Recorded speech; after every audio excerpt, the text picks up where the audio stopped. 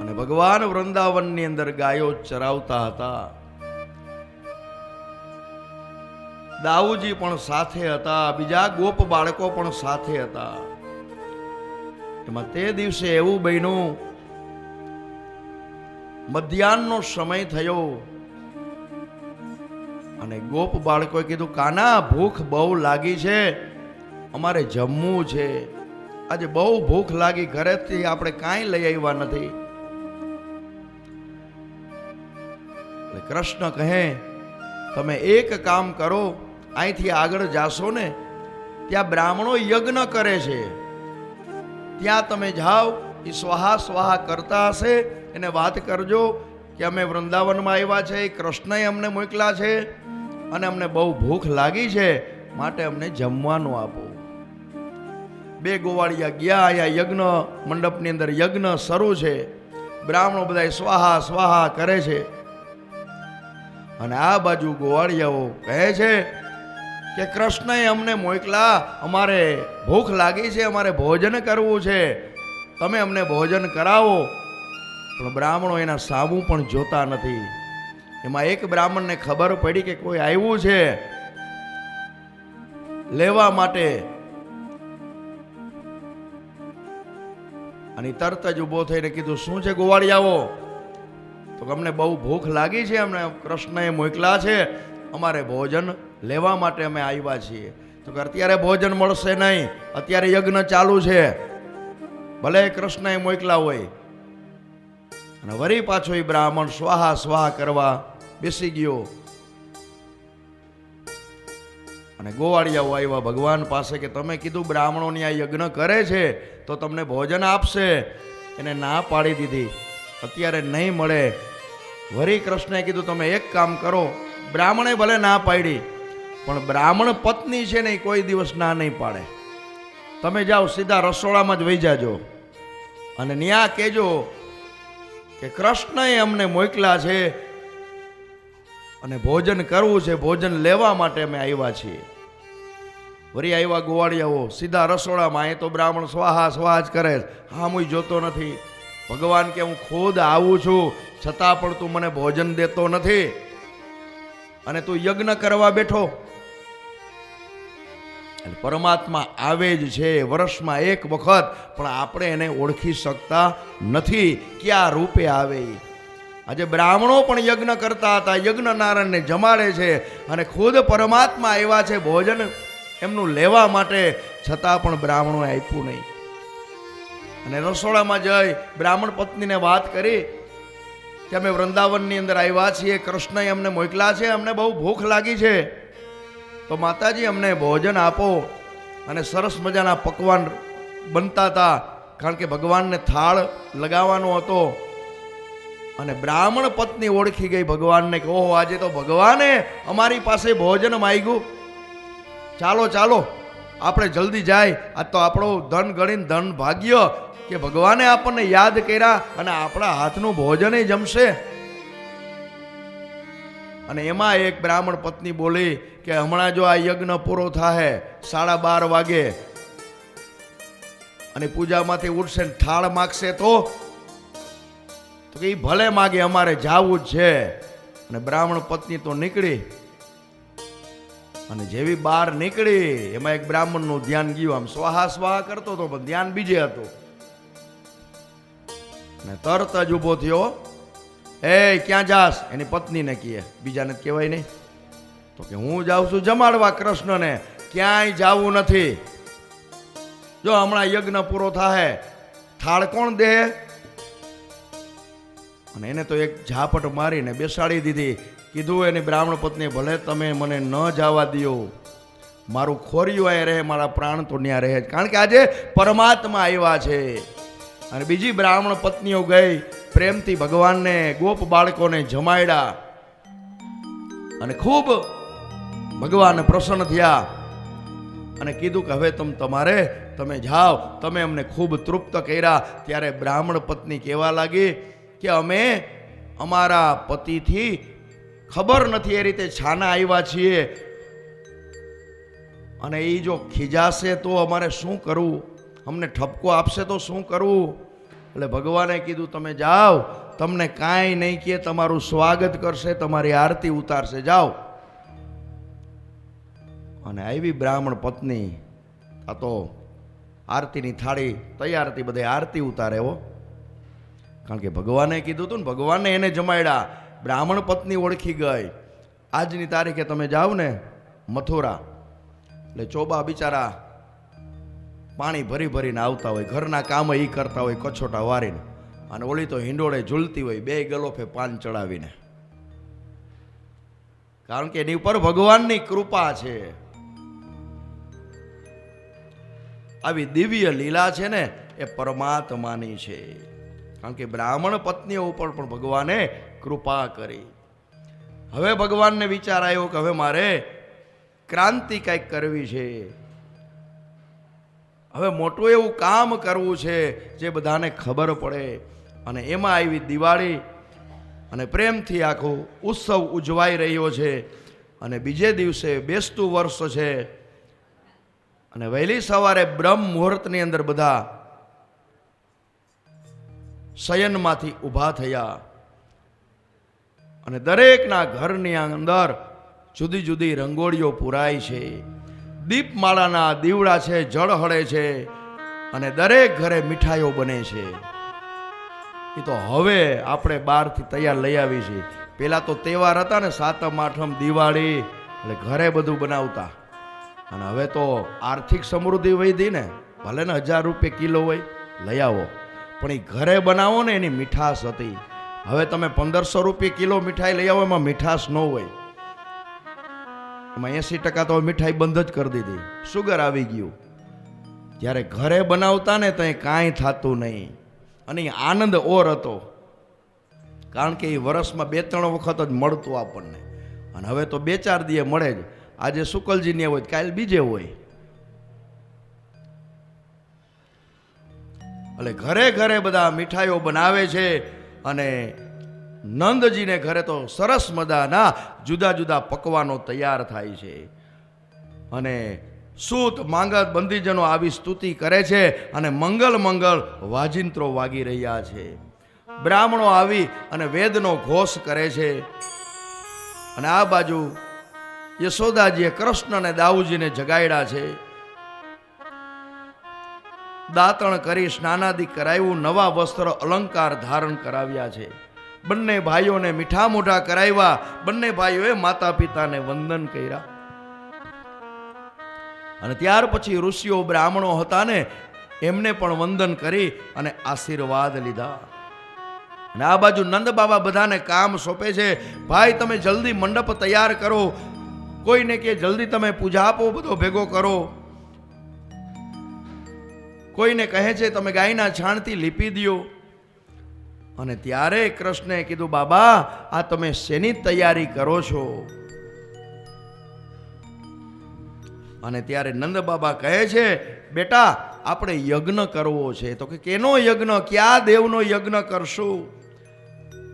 તો આપણે બેટા દર વર્ષે આપણે છે ને યજ્ઞ કરીએ છીએ, એ ઇન્દ્રનો યજ્ઞ કરીએ છીએ. અને ઇન્દ્રનો યજ્ઞ કરીએ છીએ ને એટલા માટે તો ઇન્દ્ર પ્રસન્ન થાય છે. અને ઇન્દ્ર પ્રસન્ન થાય એટલે તો વરસાદ આવે છે, અને વરસાદ આવે એટલે ધાન્ય પાકે, અને ધાન્ય પાકે એટલે આપણે પ્રજા બધા જીવીએ છીએ. અને ત્યારે કાનાએ કીધું, તમે યજ્ઞ ઇન્દ્રનો કરો છો તો ક્યારેય તમે ઇન્દ્રને જોયો? જે દેવની તમે પૂજા કરો છો, જે યજ્ઞ કરો છો, ક્યારેય ઇન્દ્રને જોયો? તો કે ના, અમે જોયો નથી. અને ભગવાન કહે છે, કોઈ કોઈને જીવાડતું નથી, કોઈ કોઈને મારતું નથી. હવે આજથી બાબા આપણે ઇન્દ્રનો યજ્ઞ કરવો નથી. ભલે તમે દર વર્ષે કરતા હોય, અને આપણે યજ્ઞ કરશું ને તો આ ગિરિરાજજીનો યજ્ઞ કરશું. એની અંદર અનેક વનસ્પતિઓ છે, એનો યજ્ઞ કરશું. આ ગાયો આપણને દૂધ આપે છે તો એનો યજ્ઞ કરશું. બ્રાહ્મણોનો યજ્ઞ કરશું. પણ હવે આપણે ઇન્દ્રનો યજ્ઞ કરવો નથી, કારણ કે ઇન્દ્ર જેનો યજ્ઞ કરી છે એને તો આપણે ક્યારેય જોયા નથી. અને જે જોયા નથી એનો આપણે યજ્ઞ કઈ રીતે કરી શકીએ? અને વાત કરતા તાલે ગોવાળિયાઓએ કીધું, બરોબર કાના, તારી વાત સાચી છે, કારણ કે અમે આટલા વર્ષોથી આ યજ્ઞ કરી છે ઇન્દ્રનો, છતાં ઇન્દ્રને ક્યારેય અમે જોયા નથી. તો કૃષ્ણ કે આ જો પ્રત્યક્ષ જે ગિરિરાજજી દેખાય છે ને, એ તો સાક્ષાત બિરાજમાન છે. તો વળી કોઈ ગોવાળિયાએ કીધું, કૃષ્ણ તું એમ કહે છે ને કે ઇન્દ્રને યજ્ઞ કરી છે, તો ઇન્દ્ર ક્યારેય જોયો નથી, તો આ ગિરિરાજજીનું દર્શન આપણે યજ્ઞ કરશું તો એ ગોવર્ધનનાથજી ભગવાન ઠાકોરજી છે એ દર્શન દેશે? તો કે આ દેશે જ, પણ આપણામાં શ્રદ્ધા હોવી જોઈએ. એટલે બાબા આપણે ગોવર્ધનનાથજીનો યજ્ઞ કરીએ, પ્રકૃતિની પૂજા કરીએ, કારણ કે એમાંથી જ આપણને બધી વસ્તુ પ્રાપ્ત થાય છે.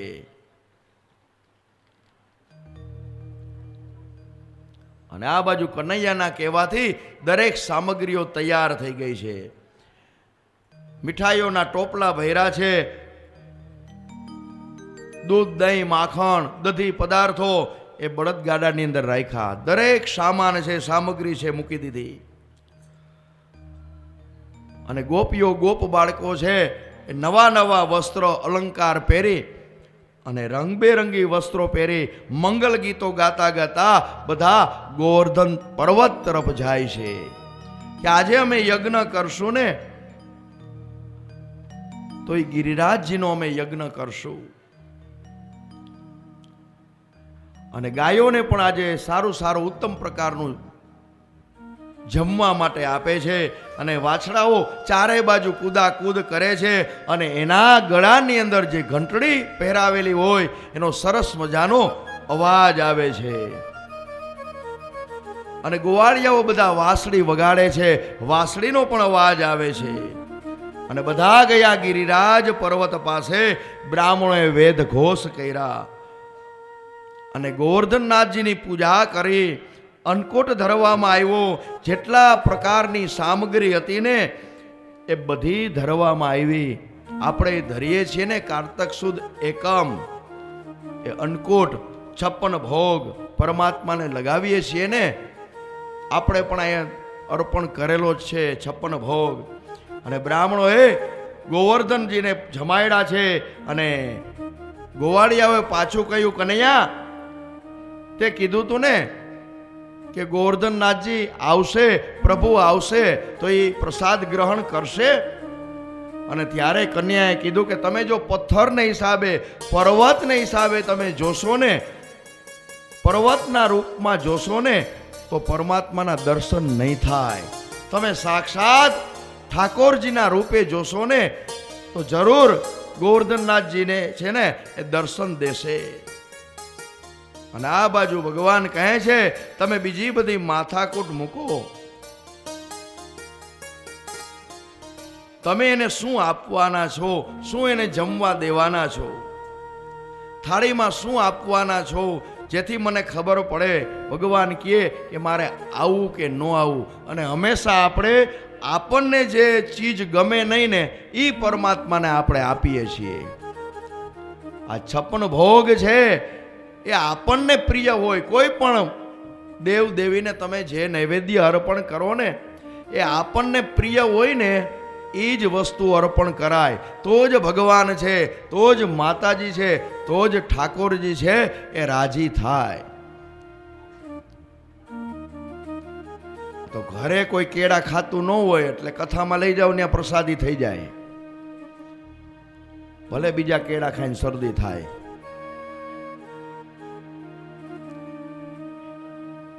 બ્લાઉઝ સીવડાવ્યું ને કટકો વધે તો લઈ જાઓ પોથીજી ને, પાંભળી ઓઢાડી આવો. પાંભળી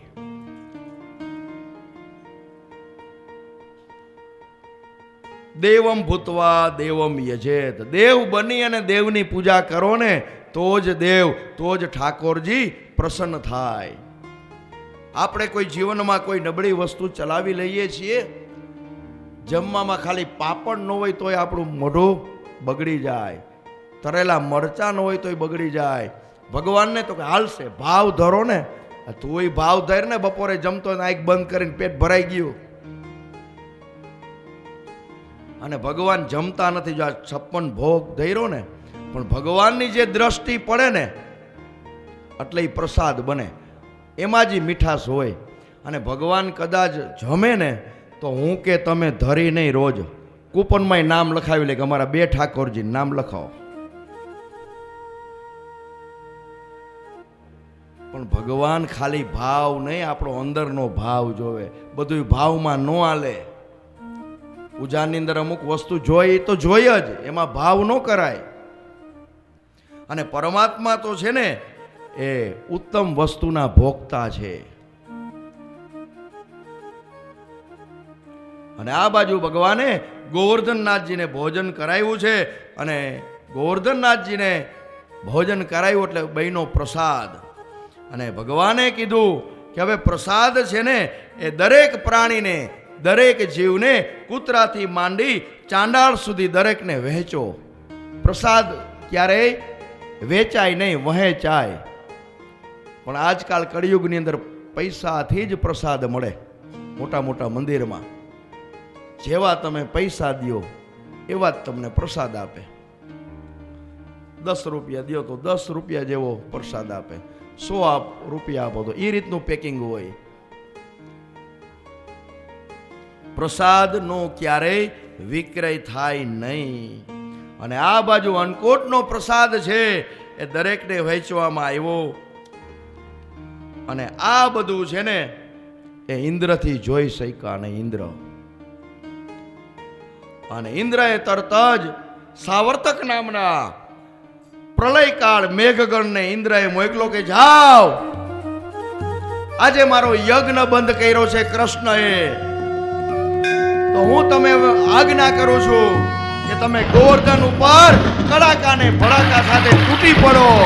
અને આ બાજુ ગોવાળિયાઓ પ્રસાદ લેવા, ભોજન લેવા માટે બેઠા. અને 12 મેઘ ખાંગા. એ કાના, કારતક મહિનો, એની અંદર વરસાદ હોય નહીં. આ તો ઇન્દ્ર છે એ કોપાઈ માનથ્યો. કાના આવે શું કરવું? વરસાદ, યમુનાજી છે 2 કાંઠે વહે છે, સમુદ્રો છે ખળભળવા લાગ્યા. ચારે બાજુ એમ થયું કાના પ્રલયકાળ, પ્રલયકાળ. ત્યારે કાનાએ કીધું તમે ચિંતા કરો માં, આપણે ઇન્દ્રનો યજ્ઞ નથી કર્યો ને એટલે ઇન્દ્ર કોપાઈ માન થયો છે, તમે જરાય ચિંતા કરો માં. અને પ્રભુએ એવી લીલા કરી, ગિરિરાજને ડાબા હાથની ટટલી આંગળીએ ભગવાને ધારણ કર્યો. બોલીએ શ્રી ગિરિરાજ ધરણ કે. બધા ગોવાળિયાઓને કીધું કે આવો આવો, બધા ગિરિરાજના શરણે આવો. तुम एक बार आओ गिरिराज की शरण में, गिरिराज की शरण में, गिरिराज की शरण में, गिरिराज की शरण में, तू एक बार आजा गिरिराज की शरण में, तू एक बार आजा गिरिराज की शरण में.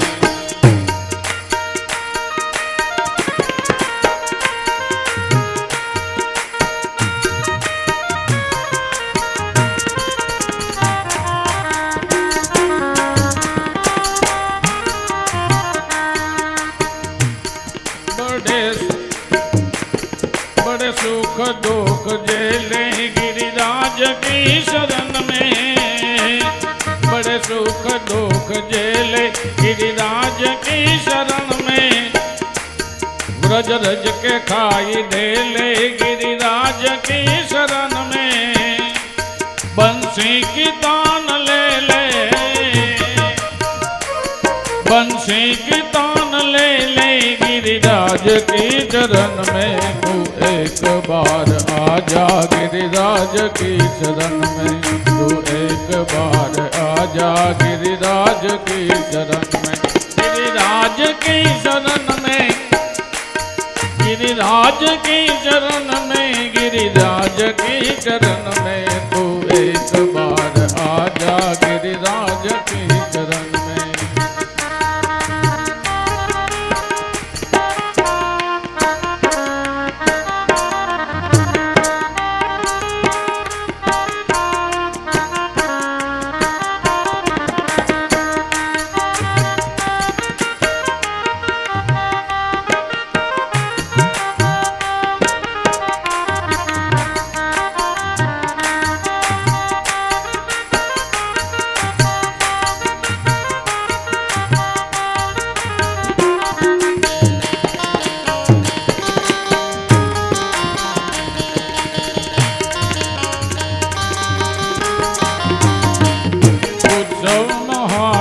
होते गिरिराज के शरण में, उत्सव महान होते गिरिराज के शरण में, जप ध्यान दान होते गिरिराज के शरण में, गंगा स्नान होते,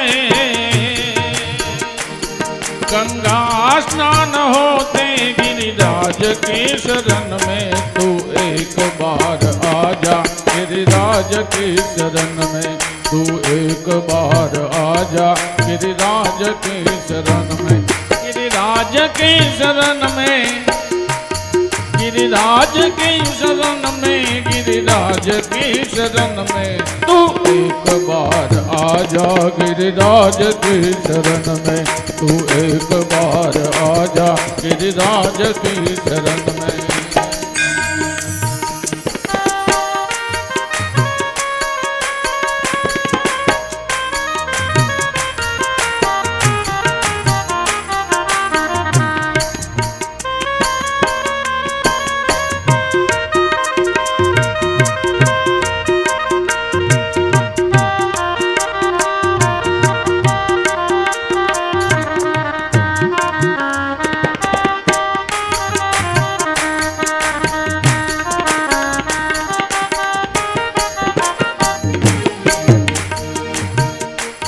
जीवन सफल कर ले गिरिराज की शरण में,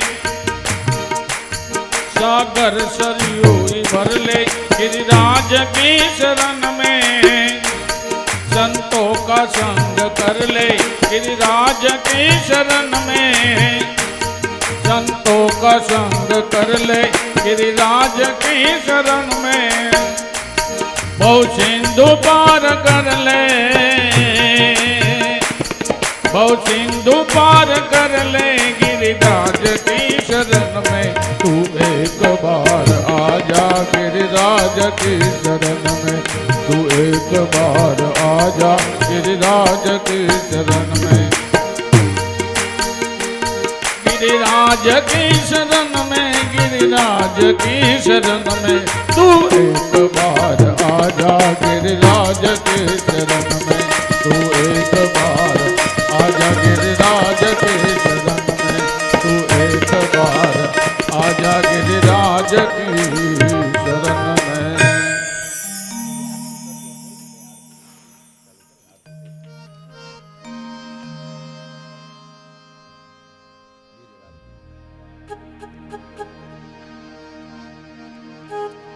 હાલો એક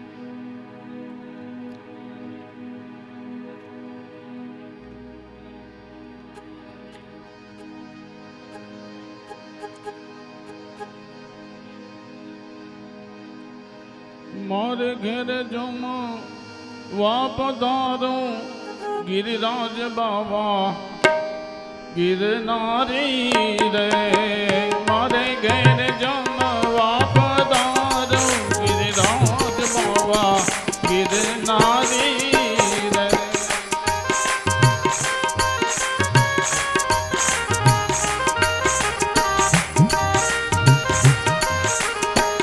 बात रे बात ना भोजन बनारा,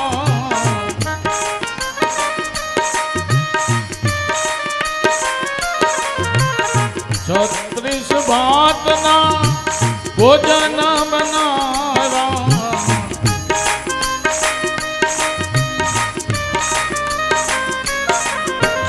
છપન ભોગ મેં તો તમને ધરારા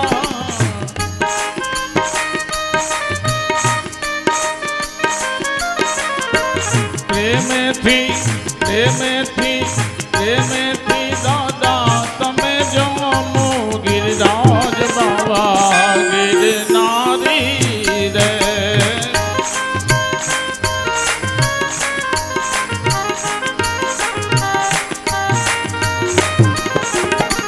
મારે ઘેર જમવા પધારો ગિરિરાજ બાવા ગિરનારી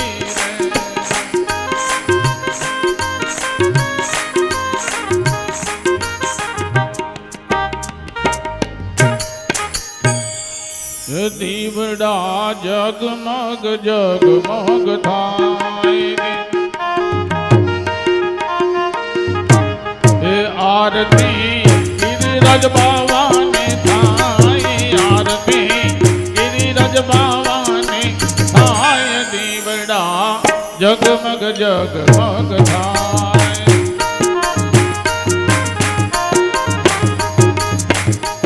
હારે પ્રભુ લાવ્યા છે છપ્પન ભોગ હારે અમે પ્રભુ અમે લાવ્યા છે છપ્પન ભોગ હે પ્રભુ તમે જમો તો આનંદ થાય પ્રભુ તમે જમો તો આનંદ થાય દીવડા જગમગ જગમગ થાય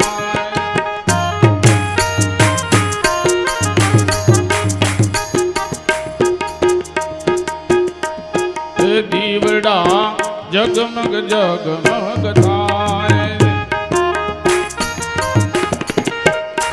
હે આરતી ગિરિરાજ બાવાને થાય આરતી ગિરિરાજ બાવાને થાય દીવડા જગમગ જગમગ થાય હે દીવડા જગમગ જગમગ થાય આરતી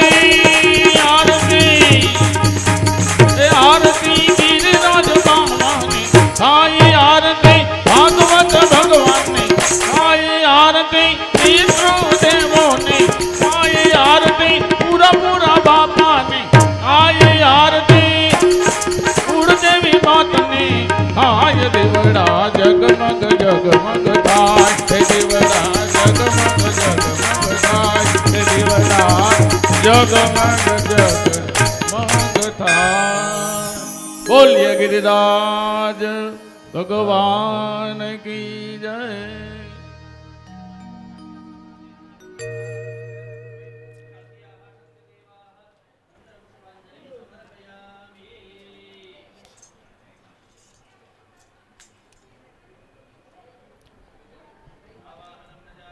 जानामि तवार्चनं पूजाश्चैव न जानामि क्षमस्व परमेश्वर मंत्रहीनं क्रियाहीनं भक्तिहीनं सुरेश्वर यद पूजितं मया देव परिपूर्णं तदस्तु मे तश्चत कृष्णार्पणमस्तु ભાવપૂર્વક બે હાથ જોડી તમારા મસ્તક ઉપરથી હાથ ફેરવી અને પ્રદક્ષિણા કરી લો સકડાશના ભાવે ગિરિરાજની પ્રદક્ષિણા છે એ શક્ય બેઠા બેઠા જ ખાલી આમ હાથ ફેરવી કોઈ ઊભું થવાનું નથી બીજા જે ભક્તજનો છે જગ્યા ઉપર બેઠા રહેજો કથા વિરામ લે ત્યારે દર્શન કરો હોય તો આવજો એટલે આપણે કથા આગળ શરૂ રહીએ અને ત્યાં બેઠા બેઠા પણ દર્શન કરી શકો બોલીએ શ્રી ગિરિરાજ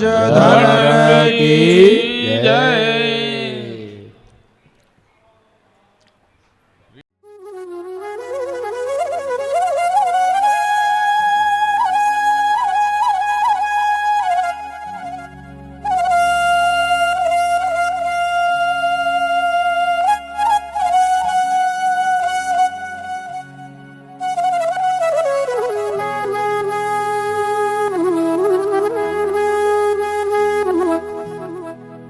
Mm-hmm.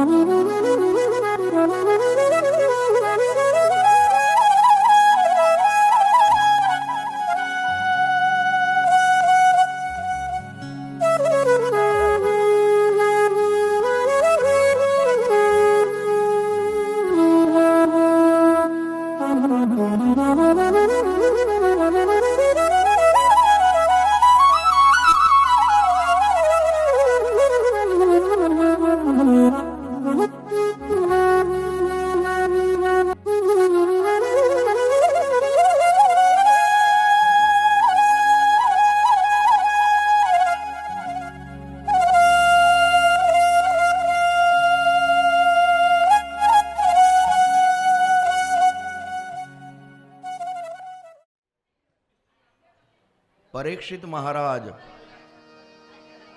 અનશન વ્રત લઈ અને ગંગાના કિનારે બેઠા છે. 7મે દિવસે તક્ષક નાગના દંશ દેવાથી એનું મૃત્યુ છે.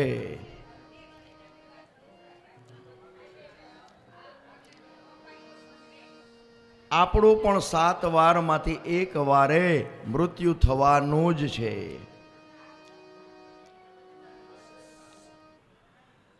રામાયણ છે એ જીવન જીવતા શીખવાડે છે અને ભાગવત છે એ આપણને મરતા શીખવાડે છે કે જીવ જો મૃત્યુને યાદ કરશે ને તો એનાથી પાપ નહીં થાય. આ ભાગવતની કથા છે એ કોઈ દેવદેવીની કથા નથી, કોઈ રાજા રાણીની કથા નથી. આ કથા છે મારી અને તમારી, આ જીવની કથા છે. કથા એનો ઊંધો અક્ષર તો કે થા ક.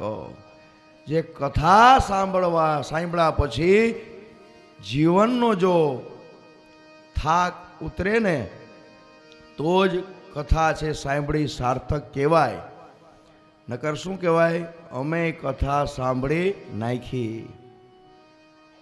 અહીંથી સાંભળવાનું અહીંથી જાય. આપણે જોયું ગઈકાલે કે આ ભગવાને આપણને સરસ મજાના અંગો આપ્યા છે. એ શા માટે આપ્યા છે?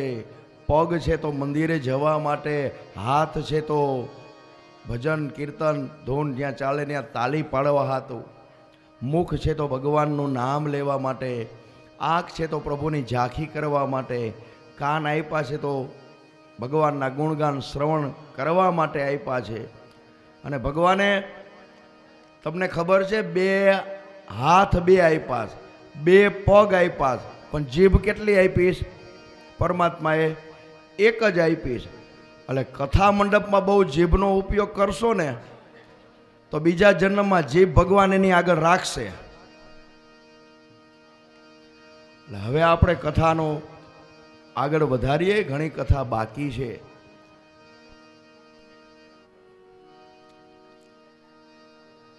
આઈએ કથા ગંગાની અંદર સ્નાન પાન કરીએ અને થોડું આચમન કરીએ અને આપણા કથા સાંભળવાથી આપણા દેહનું કલ્યાણ થાય.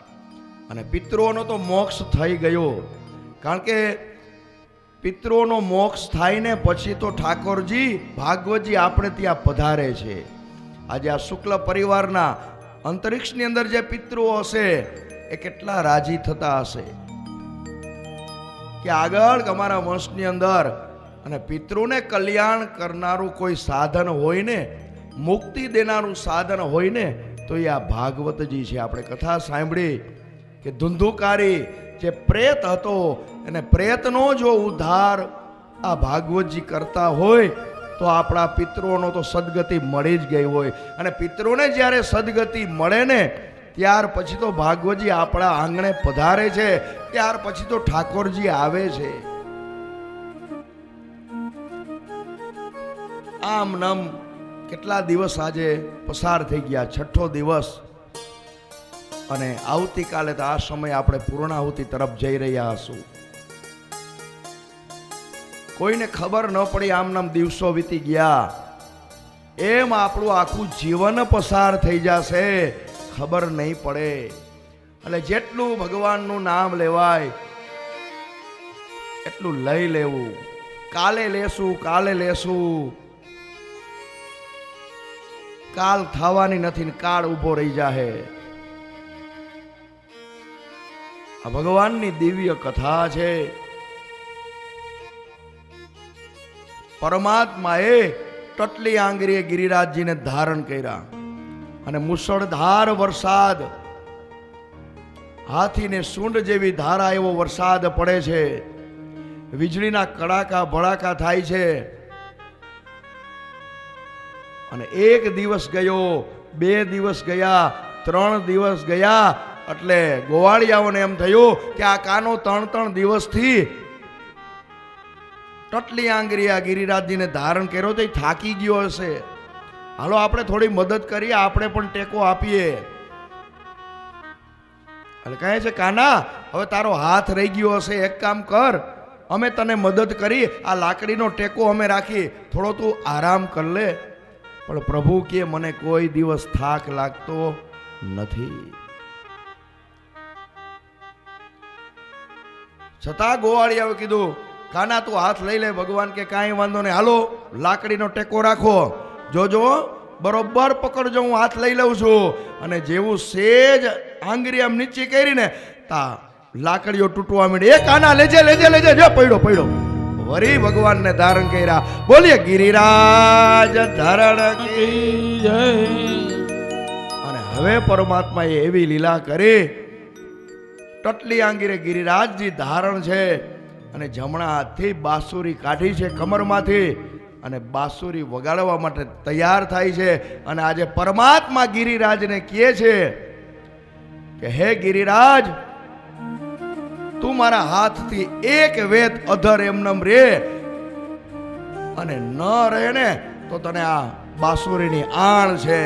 અને જેવી પરમાત્માએ વાંસળી વગાડી એટલે ગિરિરાજજી એક વેત અધર થયા એમ નેમ. બોલીએ શ્રી ગિરિરાજ ધારણ કી જય. અને ઇન્દ્રલોકમાંથી એકાંતમાં ઇન્દ્ર આવ્યો છે અને ભગવાનના શરણે જઈ અને પરમાત્માની માફી માંગી કે મારી ભૂલ થઈ, કે હું તમને ઓળખી શક્યો નહીં, તમે તો પરબ્રહ્મ છો અને મેં તમારી પરીક્ષા કરી. પણ ભગવાન તો છે ને એ ક્ષમા કરે જ છે. જીવ ગમે એટલી ભૂલ કરે, પરમાત્મા માફ કરે જ છે. અને પરમાત્મા માફ કરે અને મા બાપ માફ કરે. ગમે એવી ભૂલ થઈ હોય, ગમે એવો છોકરા સંતાન ગમે એ કહે, પણ મા બાપ મનમાં ન રાખે, કારણ કે એક ક્ષમાની મૂર્તિ છે. અને મા બાપ છે ને એ જ પરમાત્મા છે.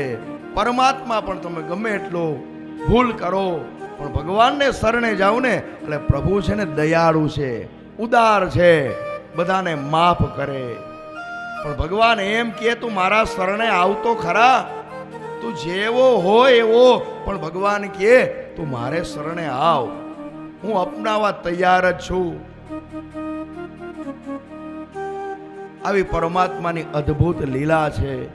અને એક સમયે કૃષ્ણ અને રાધા બે સંવાદ કરી રહ્યા હતા. એમાં રાધાએ કૃષ્ણને કીધું કે કાના હું એક વાત કરું, હું ગોરી છું એની બદલે તુંય ગોરો હોત તો આપણી કેવી જોડી જામત. અને ત્યારે કૃષ્ણએ કીધું કે જો હું ગોરો હોત ને તો તારી સામું કોઈ જોવત નહીં. આ આપણી જોડી છે ને રાધા અને કાનાની, તો જો હું તારી સાથે ગોરો હોત ને તો તારી સામું કોઈ જોત નહીં. એટલા માટે હું કાળો છો અને તું ગોરી છો. કાનુડો કાઢો કાઢો એ રાધા છે ગોરી ગોરી છે, એક નવલ કિશોરી છે, એક નવલ કિશોરી. કાનુડો કાઢો કાઢો મનવસ કરીને જોતા સુધ પ્રેમ જાખી થાય, મનવસ કરીને જોતા સુધ પ્રેમ જાખી થાય. અજ્ઞાની જીવ જાય યા મનડું જાય દોડી. કાનુડો કાઢો કાઢો રાધા છે ગોરી ગોરી. કાનુડો કાઢો કાઢો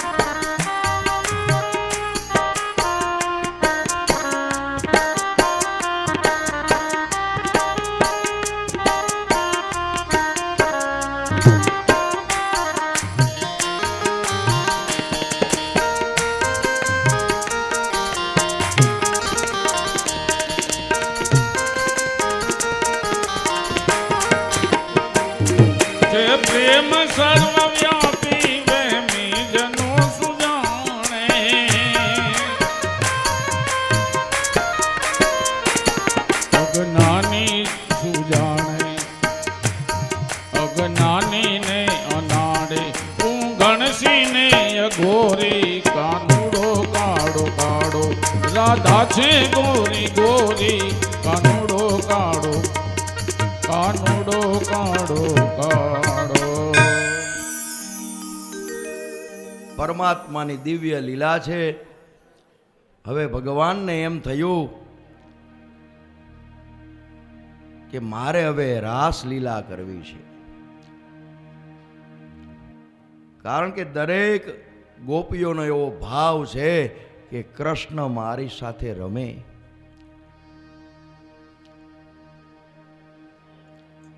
અને આજે નંદનંદન યશોદાનંદન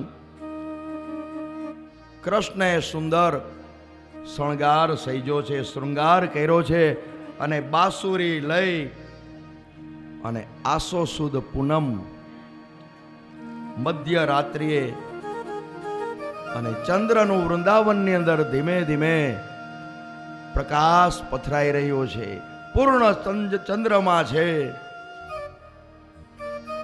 અને એ જ સમયે ભગવાન વૃંદાવનમાં આવી અને એક વૃક્ષના ઝાડ નીચે ઊભે અને પગની આટી વાળી અને ડાબા ખંભા ઉપર થોડું મસ્તક નમાવી અને બાંસુરીના સુર લહેરાવે છે. અને બાંસુરી ના સુર સાંભળી દરેક ગોપીઓ છે ને આજે ઘેલી બની છે. અને ગોપીઓ વિચાર કરે છે કે આજે પરમાત્મા વૃંદાવનની અંદર આપણને બોલાવે છે. અને બધાને આ વાંસળીનો અવાજ સંભળાનો નથી, પણ જે અધિકારી જીવ હતા ને, અધિકારી ગોપીઓ હતી ને, એને આ બંસરીનો નાદ સંભળાણો. અને કોઈ ગોપી છાણનું લેપન કરતી હતી અને જેવી વાંસળીનો અવાજ સંભળાણો એટલે એમ નમ દોડી છે.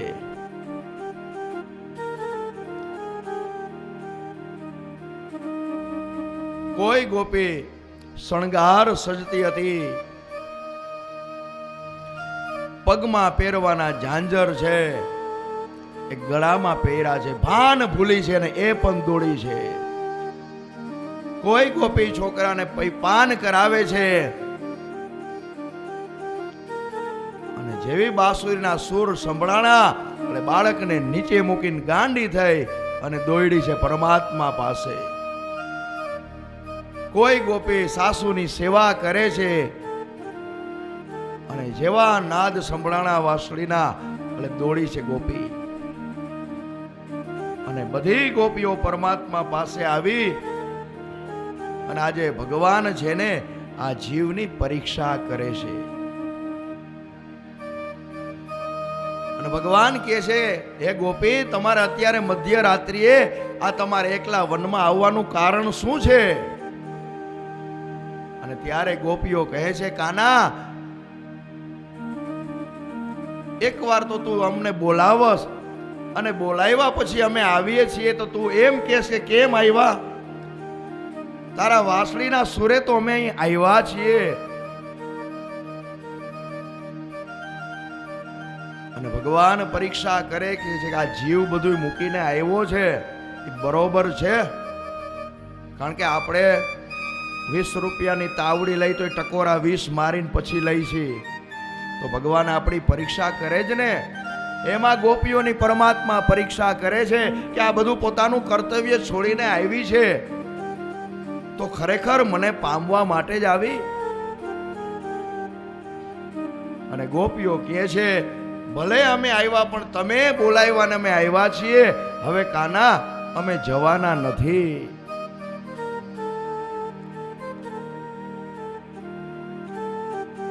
અને ત્યાર પછી ભગવાને વૃંદાવનની અંદર રાસલીલા શરૂ થઈ છે.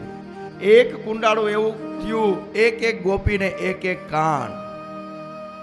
ત્યાર પછીનું એક બીજું કુંડાળું થયું, બે ગોપીને એક એક કાન. ત્યાર પછી ત્રીજું કુંડાળું થયું, એમાં ફરતે ગોપીને વચ્ચે કાન. અને રાસલીલા શરૂ થઈ.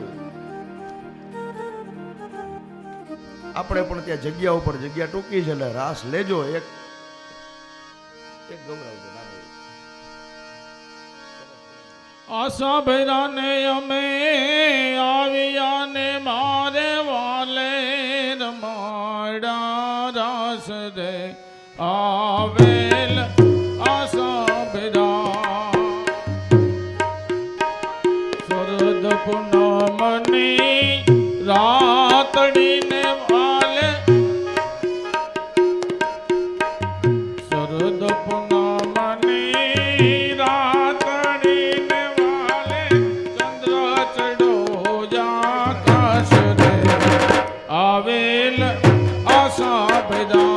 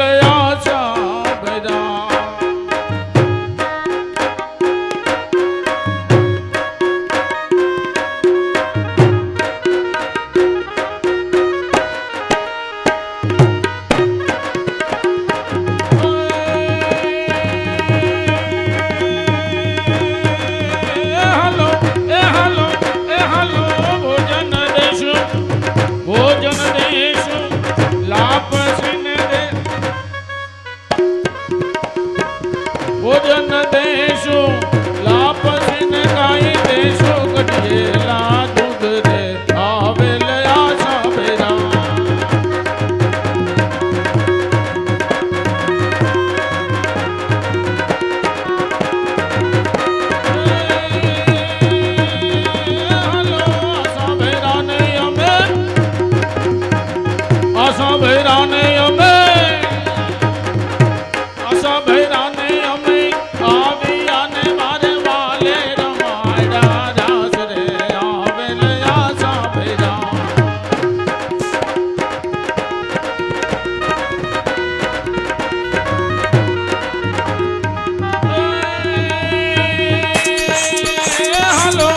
હાલો શરદ પૂનમની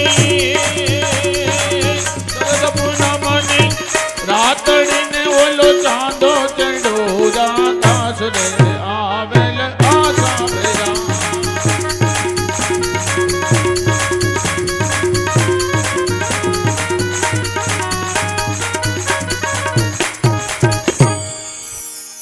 બોલીએ ભાગવત ભગવાન ભગવાન કી જય.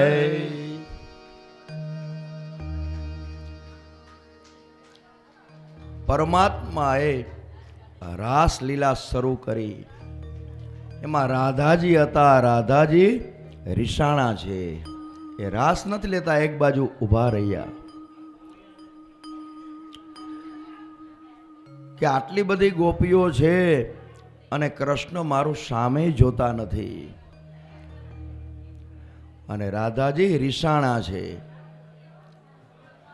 અને આ બાજુ ગોપીઓના મનની અંદર અભિમાન આવ્યું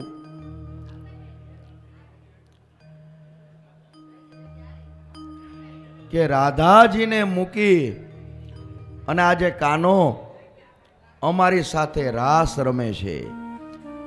અને અભિમાન છે ને એ પરમાત્માને ગમતું નથી.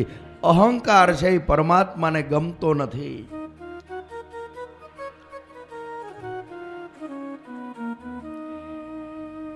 અને ગોપીઓને અભિમાન આવ્યું છે કે અમારી ભક્તિ તો જુઓ, આજે રાધાજી સાથે નહીં પણ કૃષ્ણ અમારી સાથે રમે છે. અમે કેટલા એને વાલા છીએ. અને પરમાત્મા છે ને એ અંતર્યામી છે. એ સમજી ગયા કે ગોપીઓની અંદર અભિમાન આવ્યું છે. અને રાસલીલા શરૂ હતી અને એ જ સમયે જોવે છે તો રાધા દેખાતા નથી. અને રાસ રમતા હતા એમાં રાધા એક બાજુ ઊભા છે. એને એ દુઃખ લાગ્યું કે કૃષ્ણ મારી સામુય જોતા નથી, મારી સાથે રમતાય નથી આ ગોપીઓ આવી એટલે. અને પરમાત્માને એમ થયું, રાધાજીને દુઃખ થયું છે. તરત જ રાધાજી પાસે ગયા કે રાધા તને શું દુઃખ લાગ્યું છે, ચાલ આપણે જતા રહીએ. એટલે કૃષ્ણ આજે રાધાને લઈ અને વૃંદાવનની અંદર આગળ નીકળી ગયા. અને આ બાજુ કૃષ્ણને જોયા નહીં એટલે રાસ બંધ થયો. દરેક ગોપીઓ જોવે છે કે કૃષ્ણ ક્યાં ગયા. હમણાં તો અહીં જતા અમારી સાથે રમતા હતા અને એટલી વારમાં કઈ બાજુ ગયા. એમાં કોઈ ગોપીઓએ એને એમ કીધું કે ગોપી મને એવું લાગે છે કનૈયો આપણી સાથે રાસ રમતો હતો ને, અને રાધા ઊભી ઊભી જોતી હતી ને, એટલે એને ગમતું ન હતું એટલે એ કૃષ્ણને લઈ ગઈ હશે. કારણ કે આપણી સાથે કૃષ્ણ રાસ રમતા હતા ને એ રાધાજીને જરાય ગમતું ન હતું. એટલે મને એવું લાગે છે કે રાધાજી છે ને એ કૃષ્ણને વૃંદાવનની અંદર લઈ ગયા હશે. અને દરેક જગ્યાએ આજે ગોપીઓ ગાંડી બની અને પરમાત્માને ગોતે છે. યમુનાના કિનારે આવી વૃંદાવનના વનની અંદર દરેક જગ્યાએ ઝાડ પાન એને પૂછે છે કે અમારા કૃષ્ણને તે જોયો.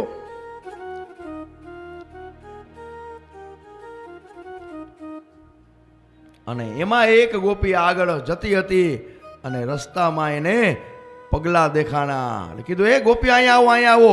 જો આ જ રસ્તે કનૈયો છે ને એ આગળ ગયો છે. જો એના પગલા છે, આ જો કનૈયાના પગલા છે, આ રાધાજીના પગલા છે. અને એની પાછળ પગલાના ચિહ્નો હતા. ત્યાં આગળ જાય છે અને ત્યાં એક વૃક્ષ હતું, ત્યાં થોડા ફૂલ પડેલા હતા. ત્યાં સુધી જ 2 પગલા હતા. અને ગોપીએ કીધું અહીં સુધી જ આ રાધાને સાથે લઈ આવ્યા હશે, પણ મને એવું લાગે છે જો અહીંથી આગળ પગલાં જોઈએ છે ને તો એ બે જ પગલાં દેખાય છે કૃષ્ણના, અને એ આમ બહુ ઊંડા છે. એટલે ગોપીઓ વિચાર મનોમન કરે છે કે ત્યાંથી રાધા ને કૃષ્ણ એ બે ચાલીને જાતા હશે ને, એટલે રાધાજી થાકી ગયા હશે, એટલે કૃષ્ણએ છે ને રાધાજીને ખંભે લીધા હશે, અને જે આ ફૂલ જે પડ્યા છે ને એનો કૃષ્ણ એને ચોટલો વાળી દીધો હશે, એટલે વેણીના ફૂલ છે ને જો ખૈરા છે. અને કૃષ્ણ કેવા છે, આપણે કૃષ્ણ કૃષ્ણ કરી છે ને એ તો આપણને રાસની અંદર મૂકી અને વયા ગયા. ક્યાં ગયા હશે? વળી આગળ કોઈ ગોપીએ જોયું કૃષ્ણ ક્યાં ગયા, કૃષ્ણ ક્યાં ગયા. ત્યાં એક સ્ત્રીનો અવાજ આવ્યો અને બીજું કોઈ નહોતું, રાધાજી હતા. એ ઝાડની ડાળીએ લટકતા હતા. જ્યારે કૃષ્ણ જાતા હતા ને રાધાને કૃષ્ણ રાસ છોડીને, ત્યારે રાધાજીએ પરમાત્માને કીધું કે હું બહુ ચાલી નહીં શકું, મારા પગ દુખે છે. અને ત્યારે કૃષ્ણ એને ખંભે લીધા, એનો ચોટલો ગૂંથી આપ્યો અને ખંભે લઈ ભગવાન આગળ જાય છે. રાધાજી એને ખંભે બેઠા છે અને દરેક ડાળીઓ પાન એક એક હાથથી ખેંચતા જાય છે રાધાજી. અને રાધાજીના મનમાં પણ અભિમાન આવ્યું કે આ કૃષ્ણ કેવા રાસ મંડળ રમતા હતા, કેટલી બધી ગોપીઓ હતી, છતાંય એને છોડીને મારી પાસે આવ્યા. અને પરમાત્માને અભિમાન ગમતું નથી. અને જેવી એક મોટી ડાળ આવી, બે હાથે ડાળ પકડવા જાય ત્યાં પરમાત્મા થઈ ગયા અંતર ધ્યાન. અને ગોપીઓ કીધું આ અવાજ છે ને એ રાધાજીનો છે, હાલો આપણે જાય. શું થયું હોય છે એને જો મૂકીને વયો ગયો હશે. આ કનૈયાનો ભરોસો કરાય નહીં હો. બધી ગોપીઓ આવી છે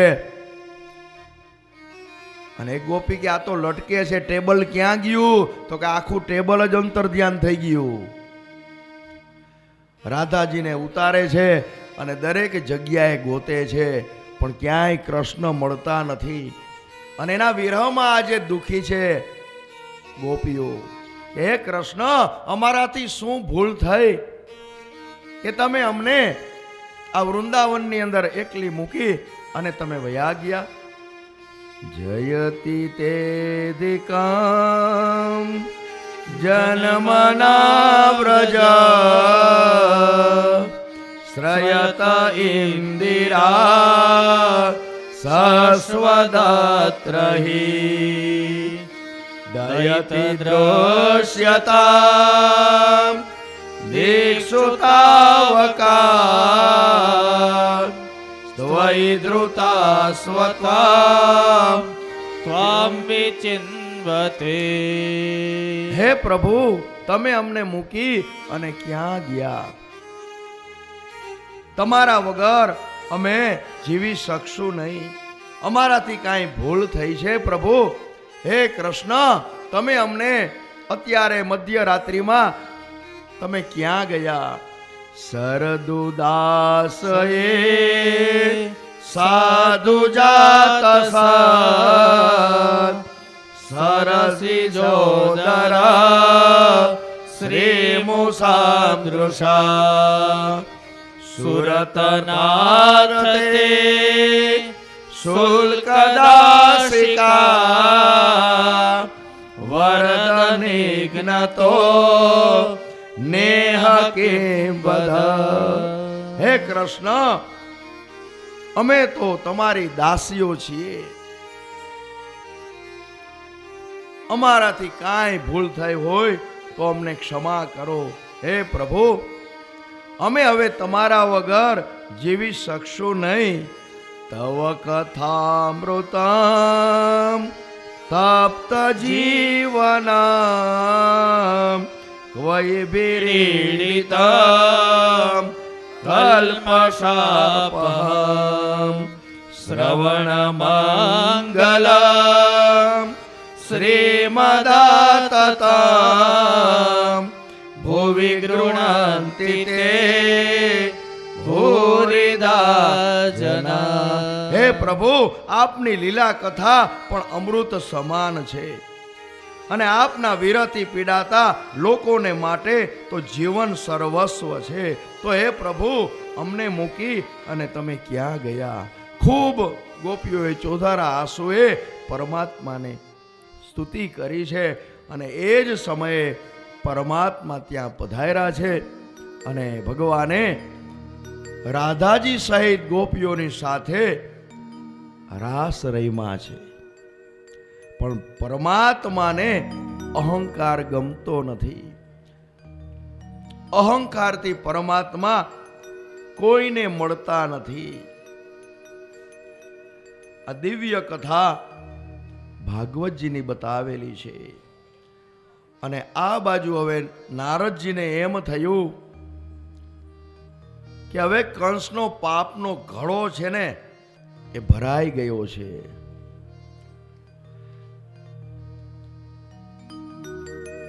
હવે એનો પાપનો ઘડો છે એ ભરાઈ ગયો છે. તો મારે હવે મથુરામાં જવું છે. અને નારદજી આવ્યા છે મથુરા નગરીમાં અને કંસ રાજાએ એનું સ્વાગત પૂજન કર્યું અને પૂછે છે કે બાપજી, આપનું પધારવાનું શા કારણે થયું છે? ત્યારે નારદજી કહે છે, કંસ, મેં તને એક વખત ચેતવ્યો હતો, એ તને યાદ છે? તને ખબર છે તારા મૃત્યુનું? તો કે હા, મને ખબર છે. દેવકીથી 8મો સંતાન છે ને, એનાથી જ મારો કાળ છે. અને તને બીજી ખબર છે, તારો કાળ છે ને એ તો સલામત સ્થળે પહોંચી ગયો છે. ત્યારે કંસે કીધું, હે નારદજી, મને એવી શંકા છે કે નંદનો જે લાલો છે ને એ જ કદાચ આ દેવકી અને વસુદેવનું 8મું સંતાન હશે. મને એવી શંકા છે. ત્યાં નારદજીએ કીધું, શંકા નહીં, લાવ હું તને સિક્કો મારી દઉં, એ જ તારો કાળ છે. અને નારાયણ નારાયણ કરતા નારદજી ત્યાંથી નીકળી ગયા.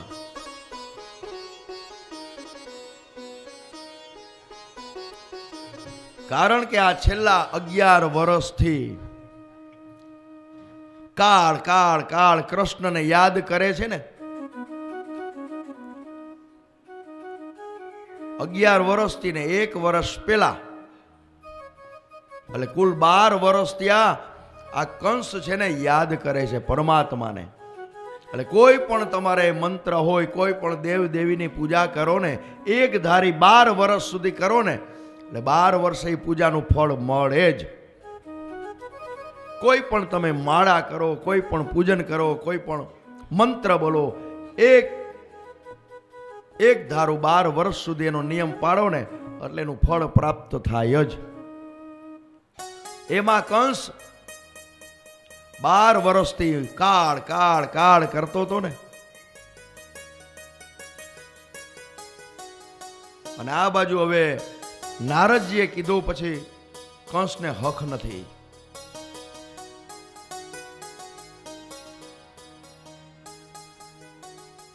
અને હવે તો કંસને પાકી ખાતરી થઈ ગઈ કે હું અત્યાર લગીન તો શંકા કરતો હતો, પણ હવે મને નારદજીએ કીધું કે એ જ મારો કાળ છે. નંદનો જે લાલો છે ને એ જ મારો કાળ છે. અને બધા મિત્રોને બોલાવી સભા ભરી છે આજે કંસે કે મારી જે શંકા છે એ સાચી પડી અને મારે એક યજ્ઞ કરવો છે, ધનુષ યાગ. અને એની અંદર મારે કૃષ્ણને આમંત્રણ આપવું છે. અને કૃષ્ણને હું આમંત્રણ આપીશ ને એટલે એ મારા યજ્ઞમાં આવશે. અને જ્યારે યજ્ઞમાં આવશે ને ત્યારે મારી ઈચ્છા છે કે એ જ સમયે એને મારે મરાવી નાખવા છે. એનું મૃત્યુ છે ને મારા હાથે નક્કી છે. અને આ બાજુ કંસે વિચાર કર્યો કે હવે મારે ધનુષ્ય યાગ કરવો જ છે. અને સભાની અંદર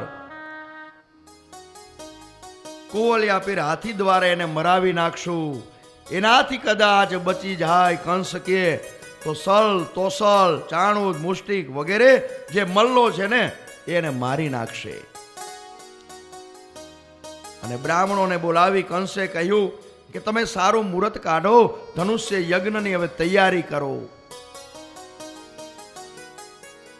અને ત્યારે બ્રાહ્મણોએ કીધું કે કંસ તને ખબર છે ધનુષ્ય યજ્ઞ કરીશ ને તો ધનુષનું બહુ ધ્યાન રાખવું પડશે, અને કદાચ જો ધનુષ તૂટી જાય ને તો યજમાનનું મૃત્યુ થાય. તને ખબર છે ને કંસ કે તમે એની ચિંતા કરો માં, એ મારી જવાબદારી છે. ત્યાં હું સૈનિકો ગોઠવી દઈશ, ધનુષ્યને કાંઈ નહીં થાય. અને આ બાજુ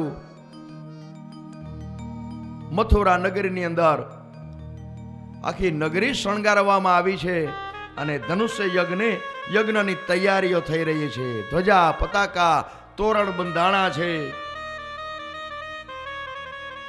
અને બધી તૈયારી થઈ ગઈ. એટલે કંસ ગયો છે અક્રૂર પાસે કે અક્રૂર તમારે મારું એક કામ કરવાનું છે.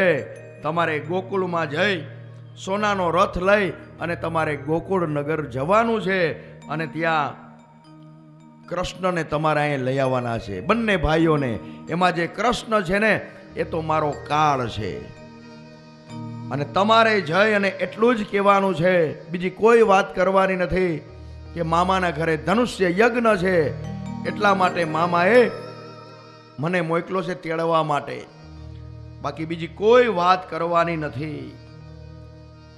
અને ત્યારે અક્રૂરે કીધું કે કંસ તારે આટલી બધી ઉતાવળ કેમ છે? કેટલી બધી તારે મરવાની એટલી બધી ઉતાવળ છે? ત્યારે કંસે કીધું અક્રૂર મેં તમને કીધું એટલું જ તમારે કામ કરવાનું છે, બીજું કાંઈ બોલવાનું નથી. કાલે સવાર પડે અને સોનાનો રથ આવશે, રથમાં બેસી અને તમારે ગોકુળ જવાનું, અને સાંજ પડે એટલે બંને ભાઈઓને લઈને આવવાનું છે, પણ એને વાત કરવાની કાંઈ નથી. અને આ બાજુ કંસ વાત કરીને ગયો, પણ અક્રૂરજી આખી રાત સૂતા નથી. અને ભાગવતમાં લખેલું છે બહુ ચિંતા કરતા હોય, ચિંતાની અંદર નીંદર ન આવે, અને કોઈ 5 કરોડની લોટરી લાગી ગઈ હોય તોય નીંદર ન આવે. આનંદમાં ક્યાં શું કરવું, 5 કરોડને ક્યાં ગોઠવવા, એમ આજે અક્રૂરજીને ચિંતા છે કે મારા હાથે એને આ કામ માટે મારે કૃષ્ણને લેવા જવાના, અને કંસે મને આવું કામ સોંપ્યું. આખી રાત વિચાર કરતા કરતા અક્રૂરજીને નિંદ્રા આવી નથી. સવારમાં બ્રહ્મ મુહૂર્તની અંદર જાગ્યા છે, પ્રાતઃ કર્મથી પરવારી અને આજે અક્રૂરજી તૈયાર થયા છે. તા કંસે સુવર્ણનો રથ ત્યાં મોકલેલો છે, અને અક્રૂરજી છે ને ભગવાનને વંદન કરી અને રથની અંદર બેઠા છે. ગણપતિનું પ્રથમ તો સ્મરણ કર્યું છે. ભાગવતજી બતાવે છે તમે જ્યારે ઘરની બહાર નીકળો ને તો ગણપતિનું સ્મરણ કરવું એટલે વિઘ્ન ન આવે. ઘરની બહાર જ્યારે નીકળો ત્યારે ભગવાનનું સ્મરણ કરવું. અને કોઈ તમે એવું કાર્ય કરવા જતા હોય તો ઘરની બહાર નીકળો ને તો 4 વખત નારાયણનું નામ લેવું, નારાયણ નારાયણ નારાયણ નારાયણ, એટલે એ કાર્યની અંદર તમને સફળતા મળશે. અક્રૂરજીએ રથ તૈયાર કર્યો છે, અને રથ ચલાવતા પહેલા એને ગણપતિ દાદાનું સ્મરણ કર્યું કે હે ગણપતિ દાદા, હું જે કાર્ય કરવા માટે જાઉં છું એ કાર્યને નિર્વિઘ્ને પરિપૂર્ણ કરજો. અને ભગવાન સ્મરણ કરતા કરતા અક્રૂરજીએ રથ આગળ ચલાવ્યો છે, અને મથુરાના રાજમાર્ગને વટાવી અને ગોકુળનો હવે કેળો અક્રૂરજીએ પકડ્યો છે.